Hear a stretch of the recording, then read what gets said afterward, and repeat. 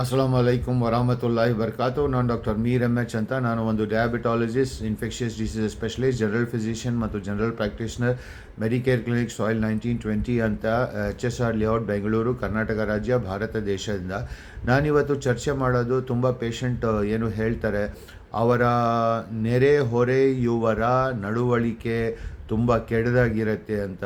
ಯಾವಾಗ ಅವರು ಮನೆ ಅಕ್ಕಪಕ್ಕ ಬಂದು ಅದೇ ಗುಂಪಿನ ಜನರು ಸೇರ್ಕೋತಾರೆ, ಆವಾಗ ಯಾವಾಗಲೂ ಅವ್ರಿಗೆ ಪ್ರಾಣಕ್ಕೆ ಅಥವಾ ಆರೋಗ್ಯಕ್ಕೆ ಅಥವಾ ಆಸ್ತಿಗೆ ತುಂಬ ಹಾನಿಯಾಗತ್ತೆ ಅಂತ ಹೇಳ್ತಾರೆ. ಇದರದ್ದು ಮಾರ್ಗದರ್ಶನ ಎಲ್ಲಿದೆ ಅಂದರೆ ಚಾಪ್ಟರ್ 12ನಲ್ಲಿ ಇದರ ಟೈಟಲ್ಲು ಆ ವ್ಯಕ್ತಿಯ ಪಾಪ ಯಾರ ನೆರೆಹೊರೆಯವರು ಅವನಿಂದ ಭದ್ರತೆ ಅನ್ಸ್ಕೊಳ್ಳಲ್ಲ ಅವನಿಂದ ಅಂತ.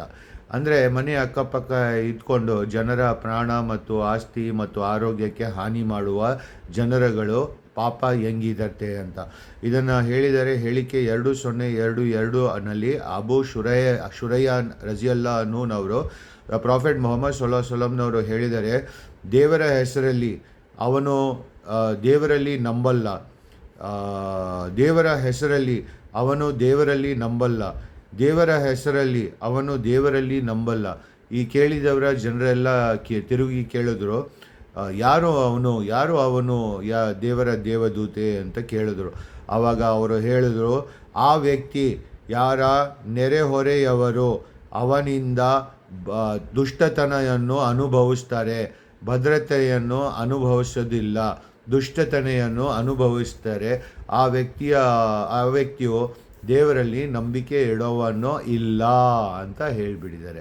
ಸೊ ಇದು ಗಂಭೀರವಾಗಿ ಯೋಚಿಸಿ. ಇದನ್ನು ನಾವು ಎಷ್ಟು ಸಲ ಅಕ್ಕಪಕ್ಕ ಮನೆಯಲ್ಲಿ ಇರ್ತೀವಿ, ನಮ್ಮ ನೆರೆಹೊರೆಯವರು ಮನೆ ಅಕ್ಕಪಕ್ಕ ಇರುವವರು ನಮ್ಮಿಂದ ದುಷ್ಟತನೆಯನ್ನು, ಕಷ್ಟಗಳನ್ನು, ಪ್ರಾಣಕ್ಕೆ, ಆರೋಗ್ಯಕ್ಕೆ, ಅವರ ಆಸ್ತಿಗೆ ಹಾನಿಯನ್ನು ಅನುಭವಿಸಿದರೆ ನಾವು ಎಷ್ಟು ದುಷ್ಟನವರು ಅಂತ ಗೊತ್ತಾಗ್ಬಿಡುತ್ತೆ.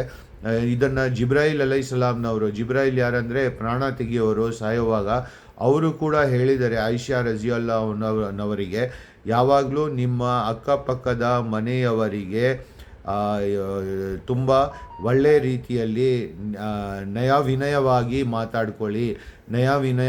ಮಾತಾಡಿಕೊಂಡು ಇಟ್ಕೊಳ್ಳಿ, ಯಾವಾಗಲೂ ಅವ್ರ ಜೊತೆ ದುಷ್ಟತನೆಯನ್ನು ಮಾಡಬೇಡಿ ಅಂತ ಹೇಳಿದ್ದಾರೆ. ಸೊ ದಯವಿಟ್ಟು ಇದನ್ನು ಗಂಭೀರವಾಗಿ ಯೋಚಿಸಿ ಮತ್ತು ತನ್ನನ್ನು ಮತ್ತು ನಿಮ್ಮ ಅಕ್ಕಪಕ್ಕ ಇರೋರನ್ನ ಕಾಮಿಡಿಯನ್, ಜೋಕರ್, ಹ್ಯೂಮರ್ ಆರ್ಟಿಸ್ಟ್ ಅಂತ ಆಗೋದ್ರಿಂದ ಕಾಪಾಡ್ಕೊಳ್ಳಿ.